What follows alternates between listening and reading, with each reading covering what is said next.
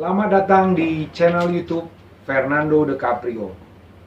Channel tempat berkumpulnya orang-orang pintar. Kata orang bijak, orang pintar ketemu dengan orang pintar. Orang pintar tidak akan ketemu dengan orang bebal. Pada hari ini, saya kedatangan seorang teman, sahabat saya, ya, seorang pengacara advokat yang sudah lama halang merintang di dunia peradilan. Beliau saya kenal sejak tahun 2005. Kita waktu itu sama-sama pengurus di DPC Ikadin Depok. Saya sebagai bendahara, beliau kalau nggak salah saya sebagai wakil bendahara. Intinya saya kenal beliau sejak tahun 2005. Ya, untuk itu saya memanggilkan bro saya, bray saya, dan sister saya, serta mbak saya. Saya sering panggil dia, kalau nggak saya panggil bray, saya panggil mbak, kadang-kadang saya panggil bro. Tapi hari ini saya akan panggil dia bray dan mbak. Inilah dia, sister bray saya, Indri Yati Teti. Selamat datang Mbak Indri. Ya, selamat datang juga. Luar biasa.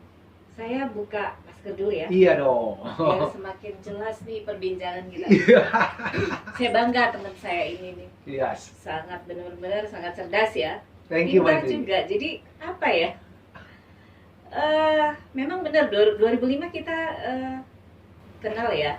Dan kita juga bergabung di Kadin. Memang beliau ini memang benar-benar hebat. Siap. Jiwa muda dan juga apa ya, smart. Saya senang Ya. karena memang waktu itu bendahara saya wakilnya ya. Mhm.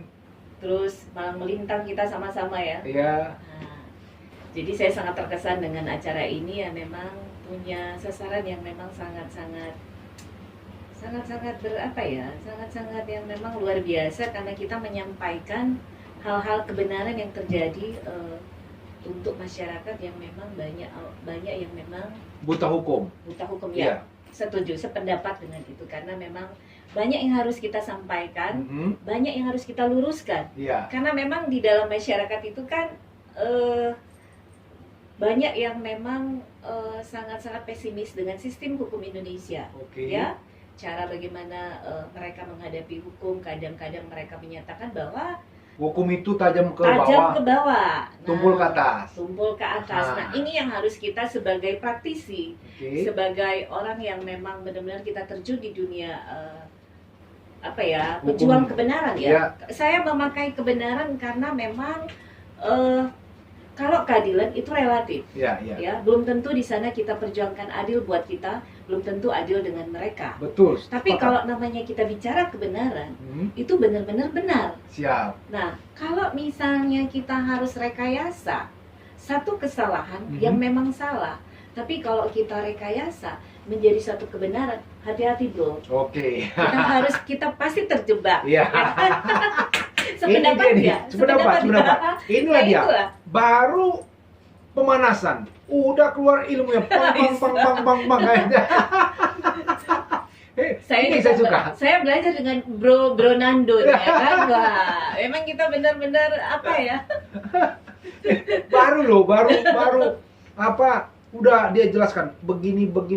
Ini yang saya suka karena kita juga pernah berjuang untuk terkait dengan supaya hak imunitas advokat itu benar-benar dilindungi, ya, benar-benar ada ketika seorang advokat menjalankan profesinya, ya. Saya sama Mbak Indri nih, kita bikin seminar waktu itu di DPP Ikadin Panglima Polem, ya, dengan beliau, ya. Jadi ketika saya baru memulai udah keluar cer. Tapi saya belajar sama apa ya, Ronaldo, ya Siap. kan? Karena memang beliau adalah sahabat saya yang smart. Siap, Saya bangga makasih. loh. Saya Makasih. bangga Indri. karena gini, banyak hal yang saya lihat teman-teman saya, ya bukannya saya banding-bandingkan. Semua teman-teman saya itu baik. Mhm. Saya tetap selalu melihat setiap pertemanan itu kita harus melihat sisi baiknya. Oke. Jangan kita selalu melihat dari sisi jeleknya. Iya. Karena tidak semua orang itu semuanya sempurna. Siap. Kemungkinan pasti pada saat dia melakukan kesalahan itu dia berada dalam fase yang memang dia lupa. Tapi jangan kita menjudge bahwa dia itu salah. Tidak. Ini dia ya, para Ya kan? penonton channel YouTube Fernando DiCaprio. Ini baru jadi narsum, belum masuk ke topiknya, udah mau kasih quote juga beliau. Berarti inilah, karena dia sering nonton ini kok, Fernando Karena DiCaprio. saya suka mengikuti itu, Nah, jadi- dan saya memang bangga dengan acara ini ya. Nah, Karena salah satu yang pasti orang-orang yang di luar sana yang memang tidak memahami itu, mhm, dia dengan sendirinya terbantu dengan acara acara yang kita tayangkan Iya, ini iya. ya. Karena nantinya mereka lihat oh iya ya. Karena memang satu hal yang menjadi tugas penting kita sebagai praktisi hukum itu kita harus memberikan satu Edukasi. edukasi. Inilah bagaimana sih mereka pada saat mereka tertindas Oke, atau tersolimi. oke. Nah, mereka punya satu hak yang mereka harus perjuangkan. Mhm. Kalau namanya kebenaran, harus benar-benar kita perjuangkan kebenaran itu. Tapi kalau memang itu salah, Mhm. ya Mbok ya, sebagai attitude kita sebagai kodrat manusia yang tahu bersyukur, kita harus menyadari kalau kita salah, ya Oke. kita minta maaf. Cepatlah Ah. kita minta maaf. Itu prinsip saya untuk menangani satu kasus. Setiap kasus yang saya tangani, saya pakai prinsip. Kalau memang itu salah, kita harus minta maaf. Mhm. Walaupun memang di satu sisi kita harus melakukan pembelaan-pembelaan yang memang haknya dia yang harus kita bela. Tetapi kalau pada saat dia melakukan kesalahan atau memang keterpaksaan dalam istilah overmah, ya kan, ada Mhm. pembelaan diri. Oke. Nah itu yang harus memang kita apapun itu kita tetap melakukan pembelaan. Tapi satu hal, prinsipnya dia harus minta maaf. Nah, Itu. inilah dia. Ini kalau salah loh. Ini seorang pengacara yang humble. Wis. Seorang pengacara humble. Banyak pengacara itu udah salah klien digas terus, gas gitu. Kayak air dari pump itu crot gitu pakai jet pump dia. Ini enggak. Dia bilang kalau kita udah salah ya harus ngaku dong, minta maaf kan gitu. Ini yang saya suka dari Mbak Indri, dari Bray saya. Ya. Bray saya ini ya, kalau saya tanya sesuatu, dia selalu memberi masukan sama saya. Begini bro, kalau mengapakan sesuatu tuh baiknya kita pikirkan matang-matang. Nah, ini yang saya suka.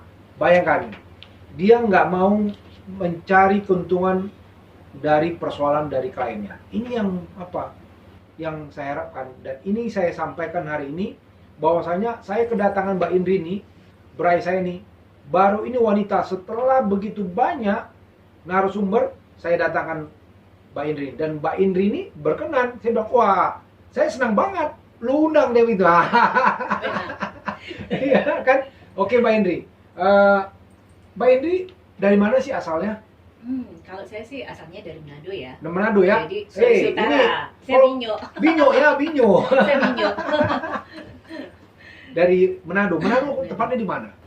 Saya di Jalan Bumi Beringin. Mhm, Kebetulan saya lahirnya di sana. Bukan kebetulan. mhm. Rencana Tuhan saya dilahir di sana. Oke. Ya. Kalau kebetulan tidak ada sesuatu yang kebetulan. Iya, iya. Saya duduk di sini bukan karena kebetulan. Oke. Ya. Karena rencana Tuhan ya. Rencana Tuhan. Iya. Itu yang harus kita catat. Ya. Bagaimana, Bro? Catat. Iya, iya, cacat. Iya, Iya. saya memang dari Manado itu aja. Apa bisa sampai ke Jakarta gimana sih apanya, Bray? Lu dari Manado jauh-jauh sampai ke Jakarta menjadi seorang pejuang hukum. Nah, kalau saya flashback lagi ya Mhm. ke ininya dulunya, saya memang masuk di sini tuh 91, tamat SMA, pingin kerja di perusahaan asing, kursus bahasa Inggris dan perusahaan asing kerja. Oke. Target saya pada saat itu. Oke. Tapi karena kakak saya bilang coba kamu kursus bahasa Inggris, memang target saya waktu itu kursus bahasa Inggris di IC Gambir. Oke. Dan saya karena kebetulan waktu itu, nah ini apa kebetulan atau rencana Tuhan saya juga nggak tahu, tapi Mhm. saya selalu pakai itu rencana Tuhan, Oke. bukan kebetulan. Karena waktu saya kursus, saya diajak teman, ayolah Mbak, kita ikutlah si Penmaru, dulunya itu si Penmaru. Mhm. Saya ambillah UI Ekonomi Hukum Manado Oke. di Manado ya, Universitas Samratulangi Negeri Manado. Nggak taunya saya lulus, saya kuliah di sana, terus saya berpikir saya mau jadi ibu saya pengen anaknya jadi pegawai negeri. Saya coba masuk, tapi saya bilang, Mam, saya nggak suka jadi pegawai negeri karena apa? Saya pingin kerja itu kalau bajunya itu ganti-ganti tiap hari. Oh. Terus saya mau jauh gitu. Tapi kan kalau misalnya pegawai negeri baju nggak ganti-ganti berarti banyak menghemat, nggak usah korupsi. Iya, kalau kita lihat dari situ seragam jadi mau kaya mau ini tetap dia memang ininya. Tapi kan dulunya saya punya konsep nggak seperti itu. Oke. Pokoknya bagaimana saya ke kantor itu bajunya harus ganti-ganti. Jangan pakai coklat, terus hijau, terus itu kan PNS putih, ya. Terus putih itu. terus. Nah, akhirnya saya coba masuk PNS dan itu tidak berhasil. Oke. Nggak lolos saya. Karena mungkin dari Karena hati sudah kayak ini. Iya. Akhirnya saya ke waktu itu saya tahun 98 saya ke Jakarta, kebetulan saya dapat undangan dari kakak saya yang di Belanda. Oke. Dia menikah dengan orang Belanda di sana. Waktu dia menikah di Manado, dan saya IO-nya, ketua panitianya. Dan saya karena berhasil, mereka bisa karena senengnya suaminya, akhirnya saya diundang, disponsori ke Belanda. 3 bulan di sana. Di Belanda? Iya. Halo, siapa namanya? Titik Mariati Joop van den Bree. Titik Mariati Joop van den Bree yang di mana di Holland? Di Nederland. Nederland. Kota Ini Arnhem, Kota Arnhem. Kota Arnhem. Ini Bray saya Indri yang pernah jadi IO waktu Anda menikah ya. Hello, jangan lupa nanti tonton Mbak Indri ya di Belanda ya. Oke, terus Mbak Indri? Nah, jadi akhirnya saya 3 bulan di sana berharap saya mau bilang pengen jodoh, cuma saya juga berpikir kalau dapat jodoh di sana sia-sia dong sarjana saya. Oke. Ya kan? Kenapa nggak menikah sama orang Belanda? Sebenarnya sudah ada rencana. Sudah ada lah, lihat gitu. Sudah, jadi kita sudah punya rencana di Desember, akhirnya nggak tahu bagaimana saya menikah dengan ya itulah. Bukan orang Belanda lah iya, pokoknya. Jadi sudah lah ya. Nah, akhirnya saya balik, terus saya bingung setelah itu saya mau kemana ya. Tapi saya pingin tuh kayaknya, kalau lihat baju hakim itu enak banget ya. Baju pengacara juga enak ya, pakai baju hitam-hitam yang gede-gede itu. Wah, bangga ya, apalagi kalau lihat mereka berdebat ya, jaksa sama pengacara. Terus saya suka lihat, kasihannya orang-orang ini. Akhirnya saya banyak alumni, kakak-kakak senior saya ya, itu mereka banyak yang jadi pengacara. Terus ada yang tawarkan jadi pengacara, magang dulu, magang terus itu. Jadi saya magang, saya lihat cara mereka ngomong gitu ya. Enak juga ya itu. Terus kata kakak tingkat saya itu, senior saya itu bilang, Dek, supaya kamu jadi pengacara, kamu pendidikan pengacara lah. Nah, singkat cerita saya masuk ke AI itu Victor Sibarani, dan kebetulan dosen Oce Kaliki salah satunya, Denny Kailimang, Teguh Samudra yang ininya, terus siapa lagi ya, Denny Kailimang ini, terus itu banyak yang udah mati, Victor Sibarani banyak di situ yang udah meninggal ya. Nah, akhirnya di situ saya pengen pada saat saya kursus ikut pendidikan pengacara, saya bertanya dengan Oce Kaligis pada saat itu. Nah, akhirnya ini saya panggilnya Mener karena saya tahu beliau adalah orang Manado. Kalau dosen itu kita bukan panggilnya Bapak atau panggil gitu, panggil Mener. Mener ya, itu bahasa Belanda itu. Iya, berarti Wah, terus nanti besok-besok mahasiswa saya suruh manggil saya Mener saja. Kalau yang Manado Mener.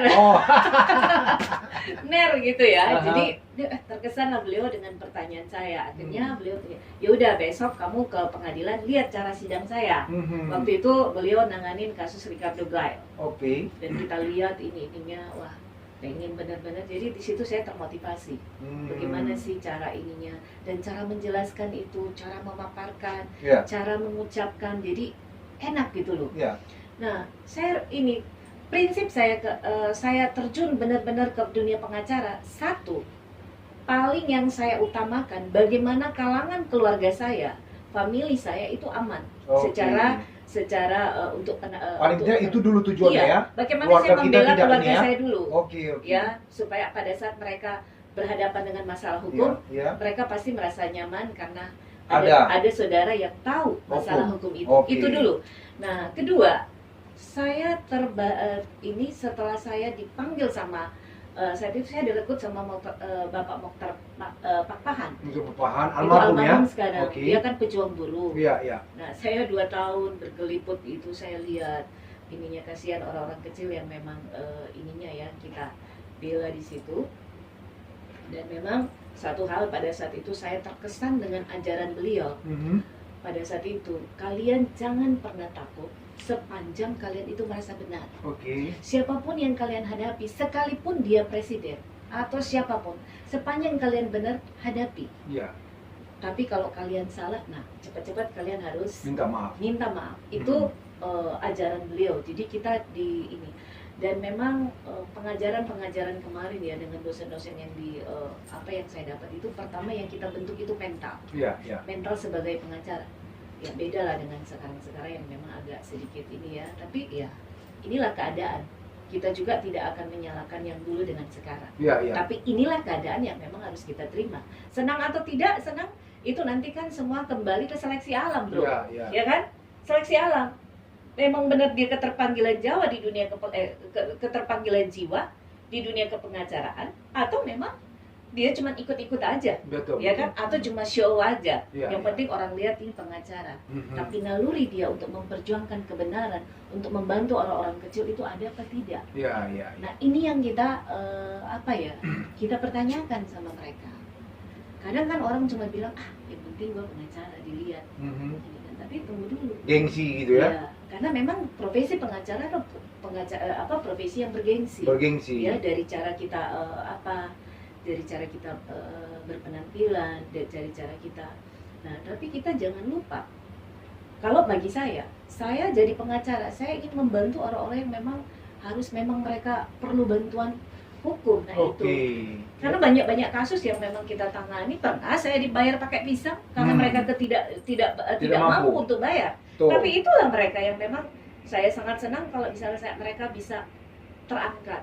Oke. Ya kan? Nah, inilah dia pengalaman Mbak Indri ini belum apa nih. Sekarang gimana Mbak Indri? Saya mau dengar itu kan Mbak Indri menceritakan gimana perjuangan Mbak Indri dari Manado sampai Jakarta menempuh pendidikan advokat, membela buruh-buruh yang waktu itu Mbak Indri berteman dengan almarhum Mokhtar Pakpahan. Saya mau tanya hari ini, case apa yang pernah Mbak Indri tangani yang membuat orang itu benar-benar ya Mbak Indri itu habis pikiran, habis biaya dan lain sebagainya. Bisa Mbak Indri ceritakan? Iya. Kalau itu ada ya, dari case buruh juga pernah. Itu pernah saya berhadapan dengan orang asing. Oke. Saya lawan orang asing. Kebetulan dia memperlakukan buruh orang kita ya, orang Indonesia lah ya, yang memang mereka nggak begitu levelnya paling bawah, office boy dan tukang suruh lah istilahnya itu. Nah, bertahun-tahun mereka kerja di salah satu yayasan yang notabene itu berbau asing. Nah, pada saat itu mereka dipecat, padahal mereka sudah 10 sampai 15 tahun kerja. Nah, mereka nggak punya apa-apa. Waktu itu mereka kebetulan yang saya bantu ini, klien ini, office boy ini, dia kenal sama adik saya. Adik saya kasih referensi.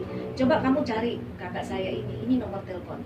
Mereka cari, waktu itu saya lagi di Pengadilan Negeri Jakarta Pusat. Mereka tanya, Kak, tolong dong. Mereka telepon, Kak, tolong, ini saya temennya adik X lah ya. Nah, terus, oh iya, kenapa? Saya dipecat, Kak. Bagaimana ini ceritanya? Saya mau bagaimana? Akhirnya singkat cerita, saya bilang kalau kamu itu, kebetulan saya di Pengadilan Negeri Jakarta Pusat. Saking mereka terlalu semangat, mereka cari saya ke Pengadilan Negeri Jakarta Timur.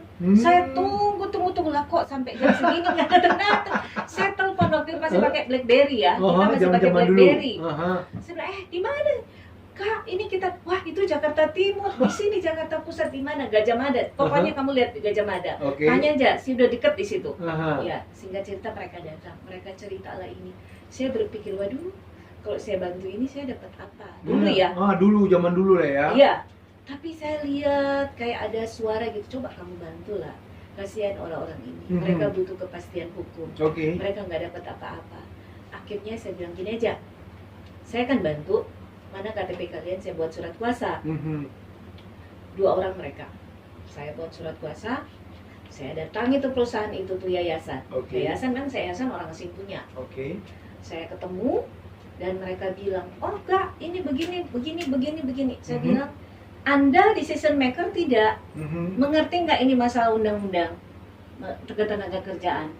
Kalau Anda tidak mengerti, saya tidak akan bicara. Mana pimpinan Anda? Iya. Akhirnya keluarlah itu satu orang asing. Terus dia bicara ya memang dia udah mahir bahasa Indonesia ya, saya terbantu juga. Singkat cerita dia bilang begini, ini saya bilang dari segi gaji upah ini tidak sesuai dengan upah minimum UMP. Iya. Ini dibawa. Ini dari tahun berapa ini masih begini. Saya akan bawa ini ke Dinas Tenaga Kerja, waktu itu masih di Blok M. Oke. Saya ini kok ayolah Bu Indri, ini kita juga yayasan ini. Saya bilang Tuhan Anda dengan Tuhan saya sama, tapi saya tidak diajarkan seperti ini. Anda datang di sini untuk mempekerjakan orang-orang di sini dengan upah yang berbeda-beda. Iya. Dan ini tidak manusiawi. Oh ini persoalannya, ini mereka salah di sini, salah di sini. Tapi oke, mereka juga punya salah. Sebagai kuasa mereka, saya minta maaf. Tapi bukan berarti menghilangkan hak mereka. Betul, betul. Ya kan? Iya. Itu satu, itu poin dulu. Oke, tapi begini aja Bu. Bagaimana Ibu? Saya mau bayar Ibu. Udah kita tinggalin itu. Saya bilang, oh tidak Pak. Dia coba-coba menyuap Iya. Bu Indri. Saya tidak mau terima suap karena doa mereka, doa orang kecil lebih besar dengan ini. Saya bilang tidak. Mau dia besar, dia kecil, saya tidak akan menerima suap. Oke. Saya bisa beli harga diri Bapak berapa? Iya, iya. Sampai saya tantang begitu. Saya bilang, waduh, Ibu Indri sangat keras ya ini. Saya prinsip. Jadi saya bilang gini aja Pak, kita deadlock. Karena Bapak tetap berkeras dengan upah sekian, saya punya perhitungan sebesar ini. Dan akhirnya kita deadlock, kita diselesaikan di Dinas Tenaga Kerja di Blok M itu, waktu itu ya, samping kantor wali kota waktu itu. Singkat cerita kita tripartit di situ, bipartit kita deadlock, tripartit lah kita. Akhirnya semua apa yang saya ininya disetujui. Waduh, puji Tuhan. Puluhan sekitar 75 juta ya. Oh, tahun berapa tuh? Sementara itu 2000 berapa ya? 2000 tunggu ya, 2000 Kristus lahir. Kayaknya 2006. 2006, wow, udah gede itu. 2006 70 juta ya? 74 juta.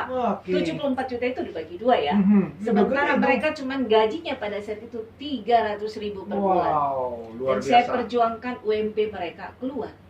Dan itu dibayar pesangon mereka. Luar biasa. Karena ya kebetulan memang dia orang asing yang memang harus tunduk dengan peraturan-peraturan yang ada di Indonesia. Indonesia, iya, Nah iya. ini menjadi satu pembelajaran.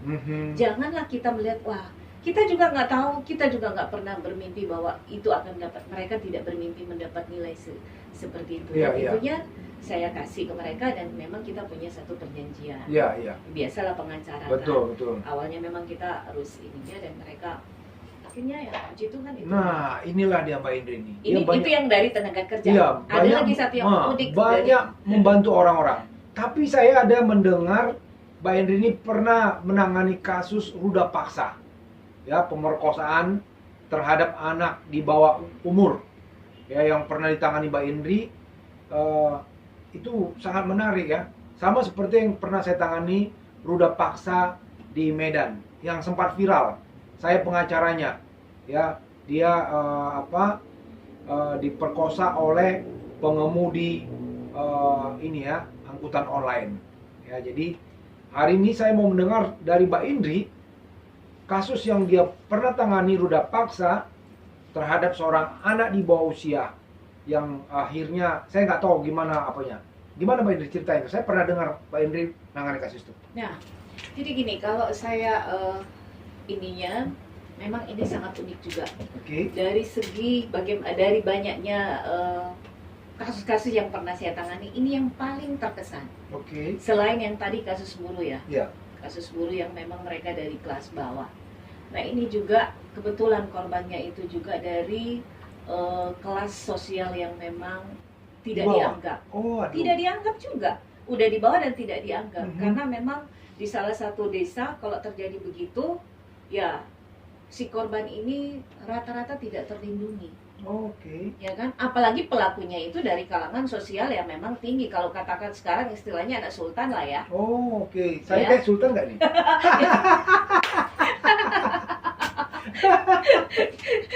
Udah sultan. Saya bro sultan ya? Iya. Ya, kita aminkan aja. Kata mereka saya bro sultan, kalau saya mah belum ya biasa aja gitu. Jadi gimana ceritanya Mbak Indri? Iya, iya. Nah, pada saat itu memang waktu saya tanganin itu antara gimana ya, percaya apa nggak percaya. Kadang kalau masalah itu apalagi antara cewek dan cowok, Aha. ya kan? Satu usianya masih di bawah umur, satu Oke. usianya udah 25 tahun. Oke. Secara hukum yang pelaku ini sudah dewasa dong, Iya. ya toh? Iya. Sementara ini korban ini dia masih di bawah umur, Iya. ya. Aha. Dia masih 16 tahun waktu itu. Oke. 16 tahun ya kalau saya Itu ingat. itu berkenalan atau pacaran atau gimana? Nah, kalau sesuai yang hasil wawancara saya dengan si korban, mereka berkenalan dan Berkenalan. mereka pacaran. Oke. Mereka pacaran. Anak ini masih SMA ya. Oke. SMA dia itu terus pacaran, sementara yang satu ini sudah bekerja. Sudah sarjana. Oke. Sudah sarjana yang memang masih mencari pekerjaan, tapi memang dari kalangan yang memang Mampu lah ya. sosialnya tinggi ya. Kalau sekarang Jadi dia sultan mampu. lah ya cinta ya. Anak Istilahnya, sultan ya. anak sultan. Iya. Ya. Sementara ini ekonomi lemah Oke, ya, dari oke. kelas sosial yang memang. Nah, kalau memang di satu desa dan terjadi seperti itu, terkadang korban ini yang memang selalu yang paling sudah menjadi korban, dikorbankan lagi dengan pandangan sosial. Udah apa ketimpa tangga pula katanya. Digigit anjing pula. Digigit aja pula. Ya, udah jatuh ketimpa tangga, Ketimpa tangga, digigit ya. anjing pula. Iya, iya. Itu ibarat seperti. Nah, ini tugas kita. Aha. Kalau memang tidak semuanya kan diawali harus pakai harus dibayar atau apa. Itu keluarga datang kepada Windy atau gimana? Kok bisa Eh, bisa Mbak Indri yang nangani waktu itu? mereka dengar ada nih pengacara yang memang suka bantu Mhm. ininya. Saya keterpanggilan karena memang korbannya juga sama-sama perempuan. Oh, oke. Seandainya dia anak saya, seandainya dia ponakan saya, Oke. seandainya dia adik saya. Iya, iya. Itu yang saya melatar belakangi kenapa saya terpanggil untuk bantu dia. Terus juga dari keluarganya dia, memang benar-benar harus dibantu. Pertama, ibunya stres, Oke. ibunya sedikit agak tertekan Karena dengan peristiwa peristiwa ini. ini. Mhm. Karena lawan mereka adalah orang-orang sultan kan, Mhm, mhm. dari keluarga sultan. Mhm. Sementara mereka nggak punya apa-apa. Untuk melawan itu ya? Suaminya juga cuma petani garapan. Oh, oke. Nah, terus makannya apa? Oke. Gitu. Sementara anak gadisnya yang diharapkan mungkin dia bisa selesai SMA dan dia bisa bekerja atau dia bisa kuliah, ya kata nggak usah kuliah lah, kerja sambil kuliah, kita kan nggak tahu masa Oke. depan orang. Oke. Nah, tapi hancurlah dengan ininya. Terjadi mungkin ada iming-iming. Iming-iming. Oke. Pasti, Aha. ya kan? Memang Ada iming-iming. Pasti itu. Jangankan anak di bawah usia, yang sudah dewasa pun suka diiming-iming. Iya dong. Iya kan? Kalau kita nggak ada janji-janji Iya, ya kan? wanita itu suka kali diiming-iming. Ah, Seperti kata narasumber saya Rusdin Ismail, Oh ya. ya kan? Dia juga mau mengiming-iming gitu. Kemarin kita bahas kasus perceraian juga kan gitu. Iya. Nah, tadi tuh saya tertarik sama apa kata lu Bray, ya.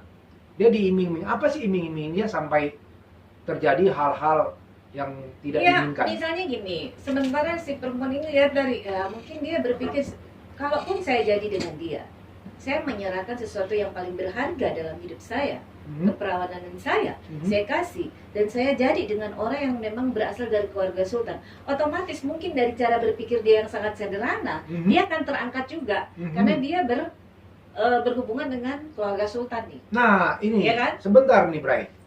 Jadi saya maaf nih, saya bukan tidak menghormati wanita ya.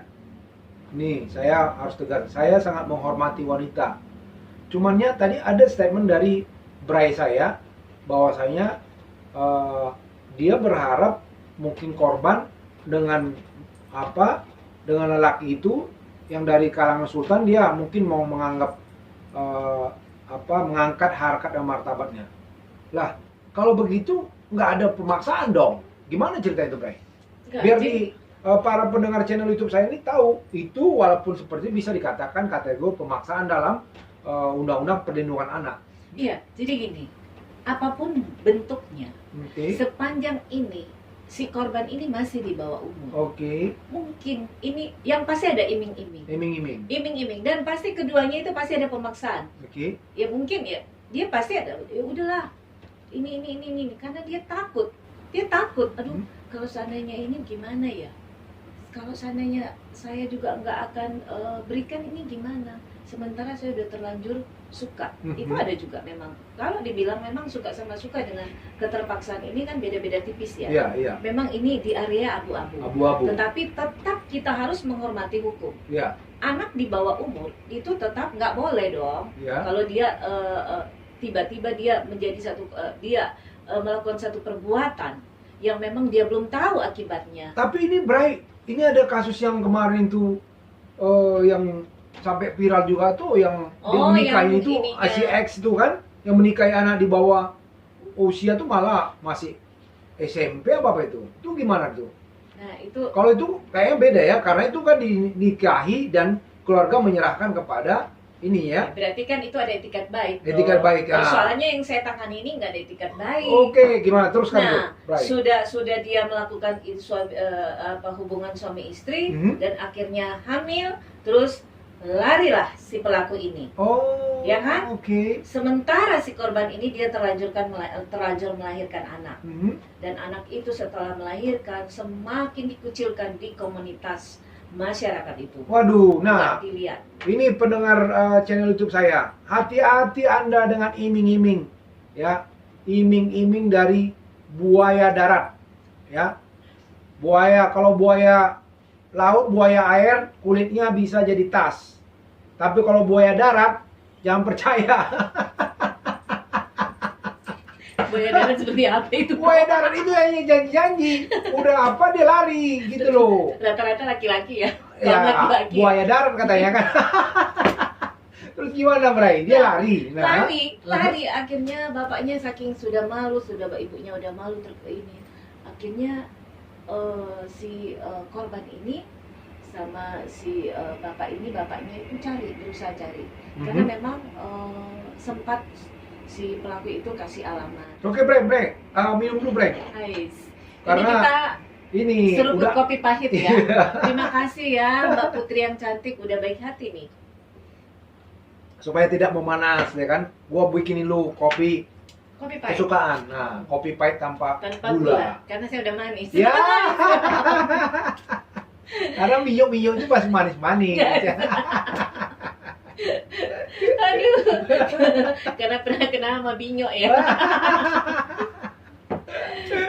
Nah, jadi lanjut ya. Ya. Nah, akhirnya mereka ketemu sama ini, terus bisa di ini ada satu kelihatannya mereka menghindar, Dia lari kan? lari, Pelaku pemerkosaan.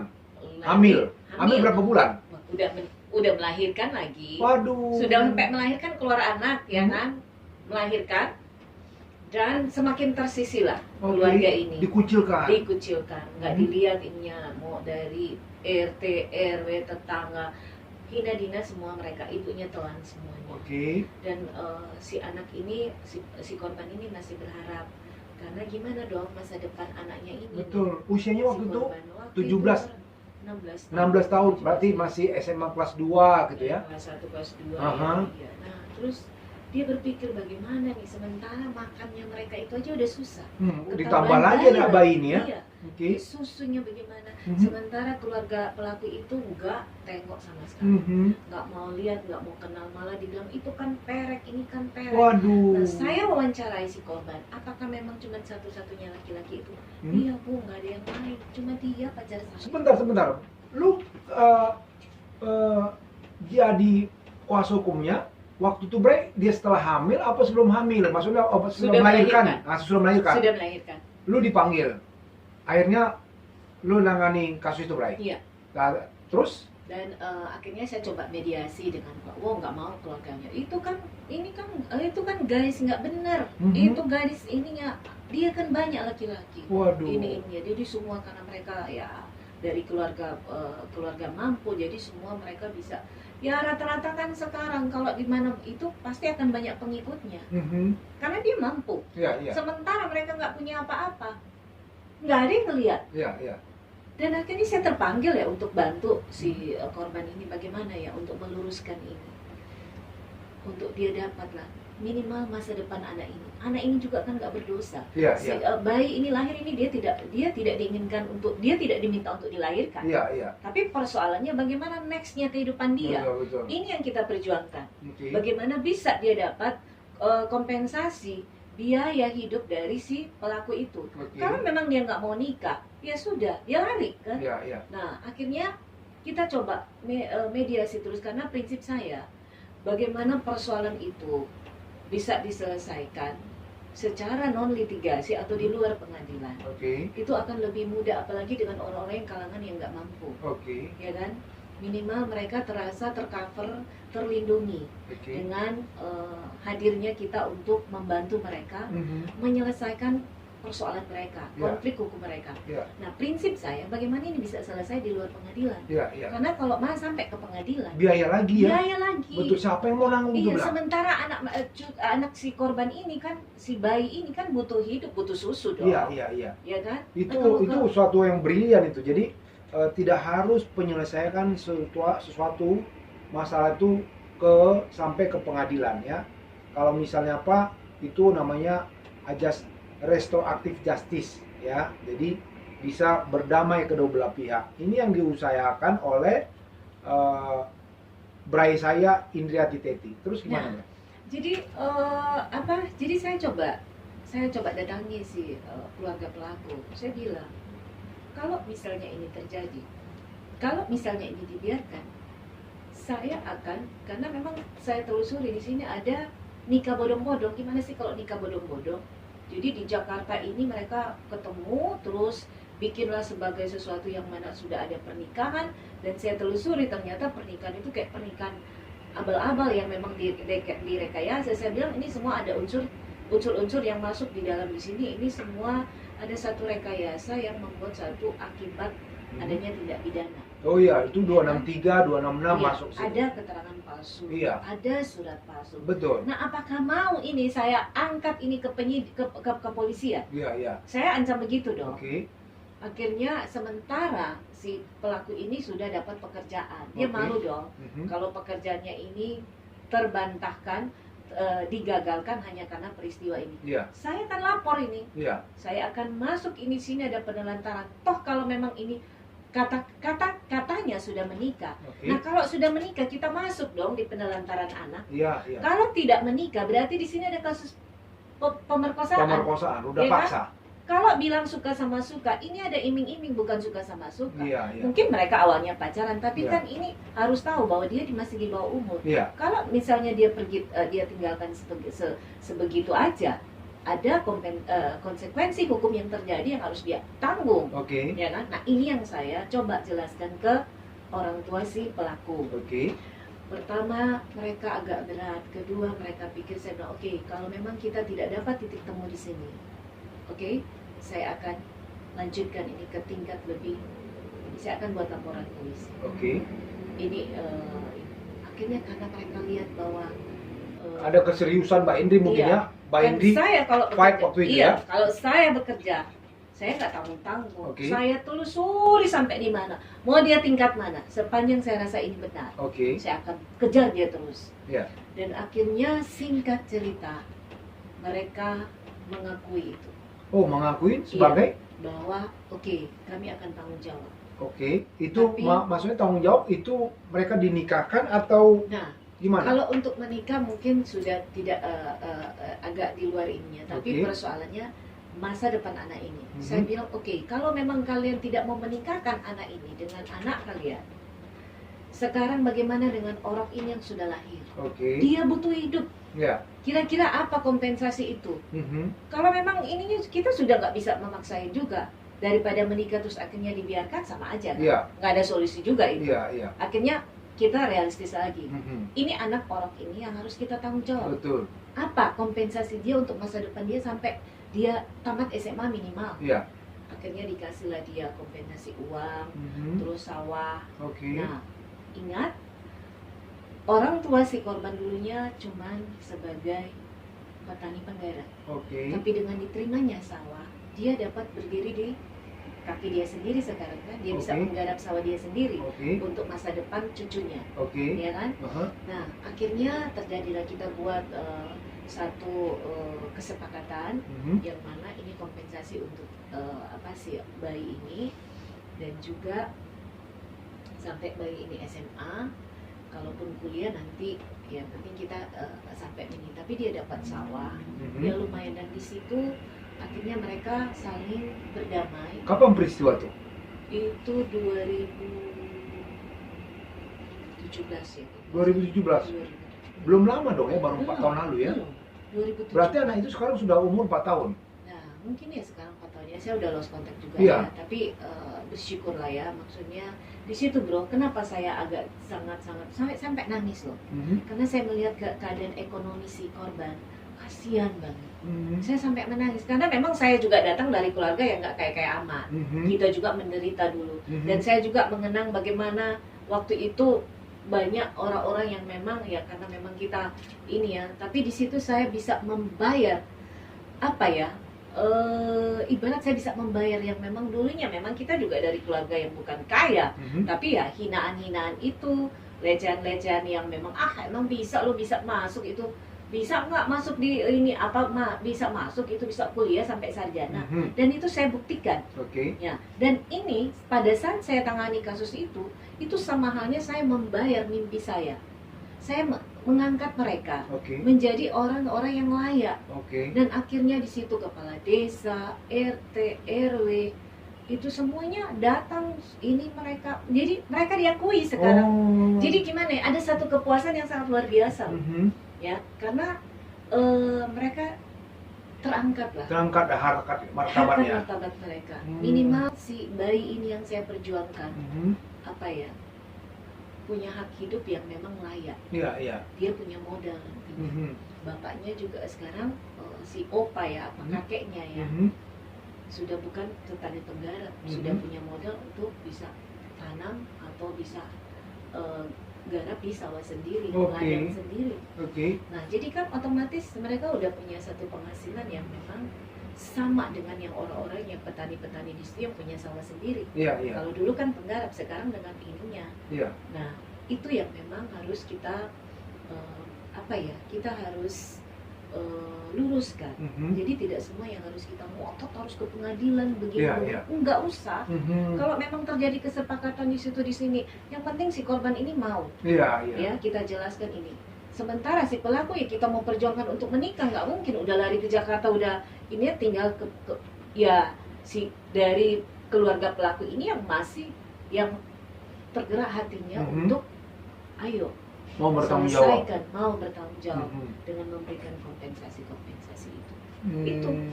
Nah, ini yang membuat satu yang sampai detik ini saya tidak pernah lupa kasus itu. Oke. Karena ada satu kepuasan batin loh. Beda kalau kita kasus tangani ya, memang saya juga udah berapa kasus yang saya tangani ya, udah kasus korupsi udah.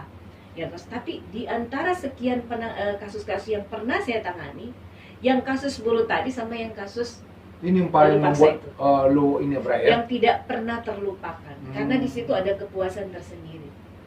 Oke, oke. Jangan-jangan gara-gara nggak pernah terlupakan, gara-gara nggak dibayar lu Bray. Nah, persoalannya mereka juga ada rasa terima kasih. Oh. Kalau masalah nilai itu kan relatif, ya kan? Mhm. Tapi pada saat kita melihat bahwa klien atau orang yang kita bantu dia merasa puas dan dia merasa terangkat, itu menjadi satu nilai Yang tidak berharga tidak, ya.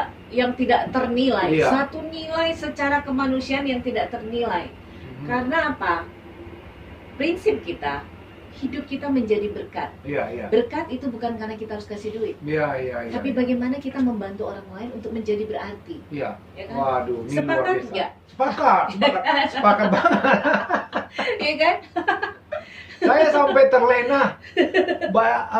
Bray saya itu menjelaskan, saya jadi terlena banget gitu loh. Memang luar biasa. Dia selalu kata-katanya lembut, selembut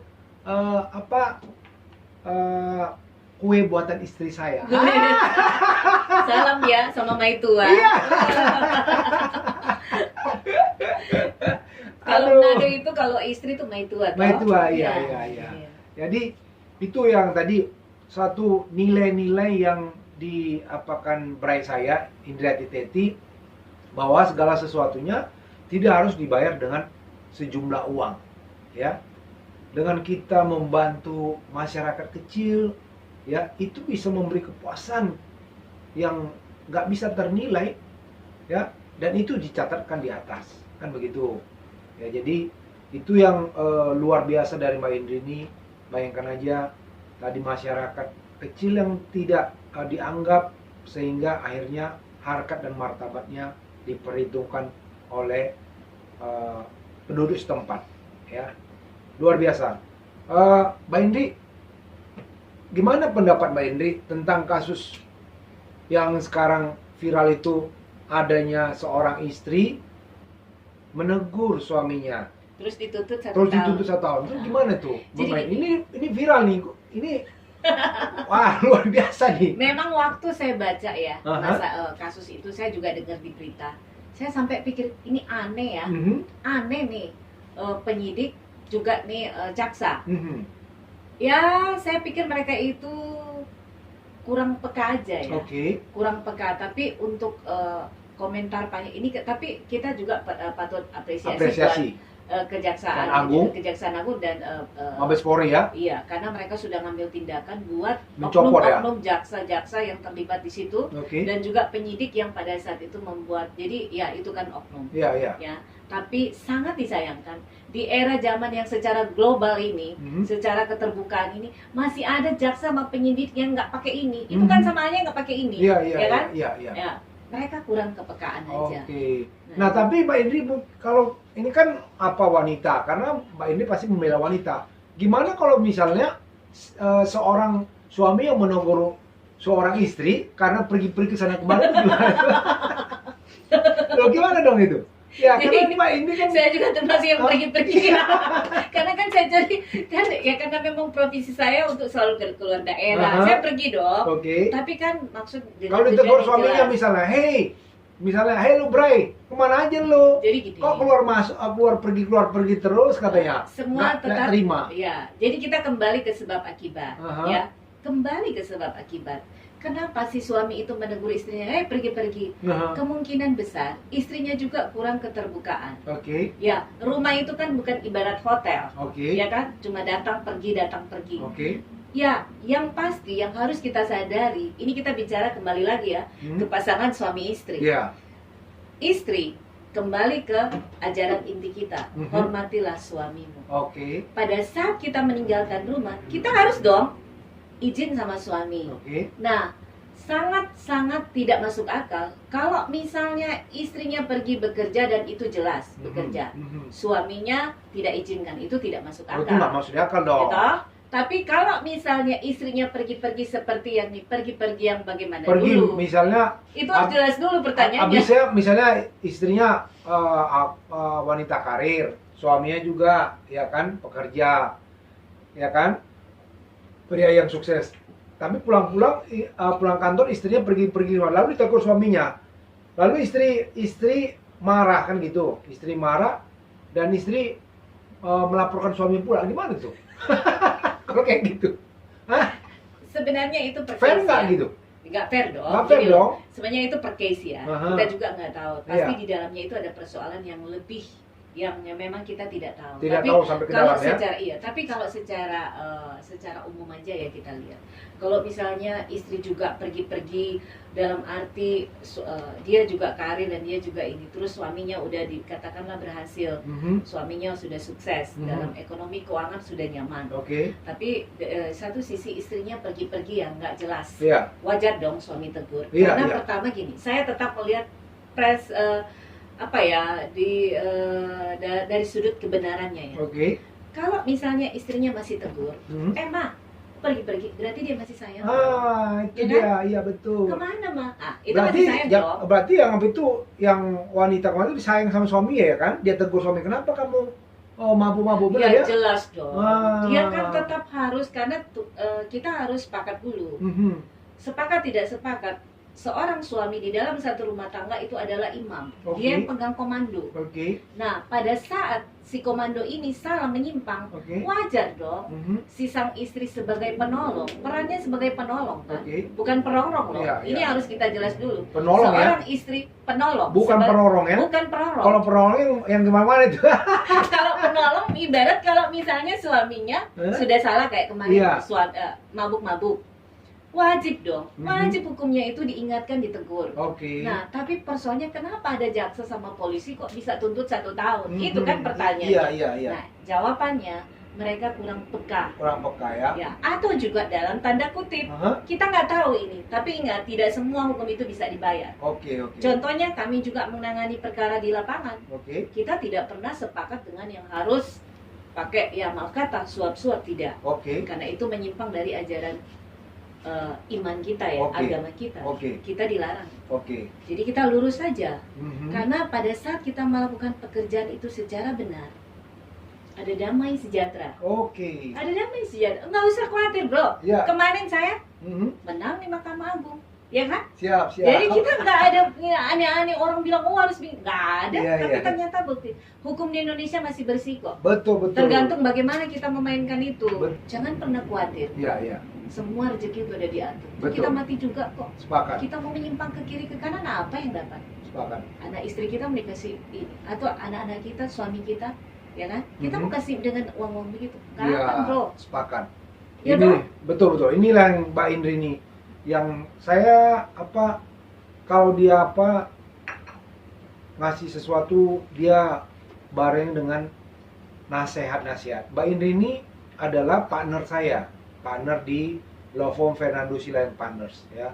Dia adalah salah satu partner saya, senior partner sini ya. Jadi kalau saya tanya sesuatu mengenai hukum, dia memberi masukan, banyak memberikan kepada nasihat-nasihat yang supaya ketika kita melangkah itu jangan sampai kita salah langkah gitu loh. Ini yang saya selalu dari Mbak Indri. Oke Mbak Indri, Mbak Indri, apa yang bisa Mbak Indri kasih masukan kepada channel YouTube ini Mbak Indri? Ini udah akhir sesi karena nanti saya mau panjang-panjang sama Mbak Indri nih. Cuman produser saya membatasin saya. Ntar produser saya marah sama saya, ya kan? Jadi saya mau mau panjang, produser sudah inilah kan gitu, warning. Apa yang bisa Mbak Indri sampaikan untuk kemajuan channel YouTube ini? Ya, kalau saya untuk ini ya, saya udah lihat ini udah cukup bagus, tapi untuk ke depan lagi Oke. akan lebih baik kita bikin yang kayak di maksudnya lebih, kalau sekarang kan ini udah semakin tapi mungkin usul Usul ya, boleh dong. boleh. Biar Kita makin maju. keluar dari kantor inilah ya, dari Oke. ruangan ini kita Aha. ke ruangan terbuka, terus Oke. kita discuss para Para lawyer. ya. Oh, oke. Jadi banyak hal-hal masukan-masukan yang didapat gitu. Oke. Tapi kalau sekarang ini sudah sangat terbantu Oke. buat masyarakat di luar sana ya. Mhm. Masyarakat karena memang kalau untuk masyarakat yang kalangan atas kan mungkin mereka lebih ini ya. Oke. Tapi yang dibawa-bawa ini ya bukan karena kok selalu dibawa, karena memang ini kita Mhm. hidup ini menjadi berkat. Oke. Sementara orang yang dibawa itu perlu kita bantu. Oke. Yang memang mereka tertindas Iya, secara iya. ininya. Nah, tapi dengan channel ini, Mhm. ini akan banyak membantu. Ternyata masih ada ya pengacara-pengacara yang memang mau Mhm. untuk membantu mereka, masih mau mendengar suara mereka. Iya. Nah, bisa juga. Nah, tapi untuk kemajuan berikut channel ini ya, kita akan lebih sedikit relax lah, Oke. ya kan? Nah. Nggak terlalu fokus di satu ruangan. Tapi ini udah oke lah. Saya Oke. bangga loh. Oh. Saya bangga sama bro ini, Fernando. Karena apa ya?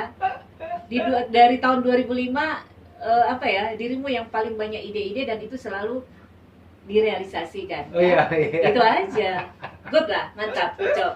Thank you ya. Jadi ini luar biasa nih. Nanti ini idenya Mbak Indri akan meminta kepada saya untuk bisa membuat podcast itu di luar ini saya ya, kantor saya.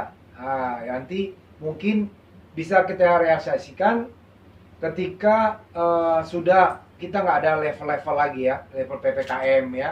Iya. Nah, kalau Mudah-mudahan sekarang kita positif, positif. dong. Positif thinking aja Betul. bahwa kita akan normal. betul. Mendekati normal aja deh. Nah, kan jadi kalau sudah normal mungkin kita berharap tahun depan sudah kita normal. Jadi apa yang dikasih Mbak Indri tadi masukan, berai saya bisa terrealisasi. Nanti saya bikin interaktif di luar ruangan saya. Ya kalau ada ini apa namanya sponsor yang mau mensponsori ini saya, mau mensponsori podcast saya di cafe dia, boleh, ya kan? Sambil saya akan promosikan cafe Anda, saya akan bikin acara di cafe Anda, kan begitu. Iya, Nah, ya kan? Ada yang ini para pengusaha yang nonton channel YouTube Fernando De Caprio, tempat orang-orang pintar berkumpul, silakan boleh menghubungi channel YouTube kami ya.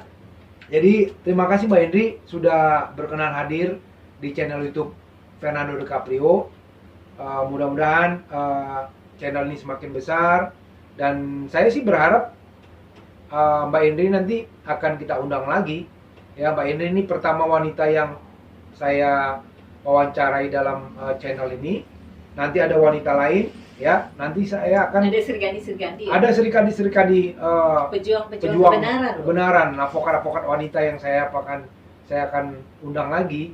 Nah, ini Mbak Indri yang pertama karena memang dia sahabat saya sejak tahun 2005. Ya, mudah-mudahan Mbak Indri juga semakin diberkati pekerjaannya dan bisa jadi berkat bagi banyak orang. Amin. Ya, sama-sama ya. bro ya. Kita saling jadi berkat. Amin ya. Di akhir cerita sesi saya akan membacakan quote. Kali ini quote-nya saya nggak ada ambil dari Tiongkok. Kali ini quote-nya saya mendapatkan dari negeri ini ya, Sarukan. Kuci-kuci utahi katanya. Ya, di channel itu Fernando ini kita serius tapi santai ya. Jadi jangan sampai jadi stres ya. Saya ngambil quote ini dari negeri Sarukan, dari Bombay. Dia bilang begini. Saya ngambil ini terkait dengan materi atau topik yang saya bahas dengan Mbak Indri tentang wanita, tentang seorang anak yang ruda paksa, juga laki-laki yang tadi saya angkat. Bagaimana kalau laki-laki menegur seorang wanita? Jadi kalau di sini di channel YouTube Fernando De Caprio itu semua auranya positif. Jadi saya tidak memihak kepada wanita, tidak memihak kepada laki-laki. Jadi ketika saya tanyakan gimana seorang wanita kalau misalnya ditegur laki-lakinya, itu artinya saya fair. Karena tadi berai saya memaparkan seorang perempuan yang menegur laki. Nah, sebaliknya gimana kalau laki-laki menegur wanita? Kan begitu. Nah, saya mau membagikan quote yang dari negeri Bombay. Dia bilang gini, hidup ini ibarat tetesan hujan, nikmatilah selagi ada. Artinya, kalau penonton channel YouTube saya di sana yang menonton channel ini, kalau suami Anda masih ada, istri Anda masih ada, anak Anda masih ada, ya, peliharalah dia, sayangilah dia, ya, selagi dia masih hidup. Kalau dia sudah nggak ada, percuma Anda menangisi dia, tidak ada gunanya. Makanya dia bilang, hidup ini ibarat tetesan hujan, nikmatilah selagi ada. Itu aja yang mau saya sampaikan hari ini. Terima kasih Mbak Indri. Sama-sama sukses. Tetap jaga kesehatan supaya kita masih bisa bertemu kembali. Mantap. Thank you Mbak Indri. Thank you Bray. Sama-sama bro.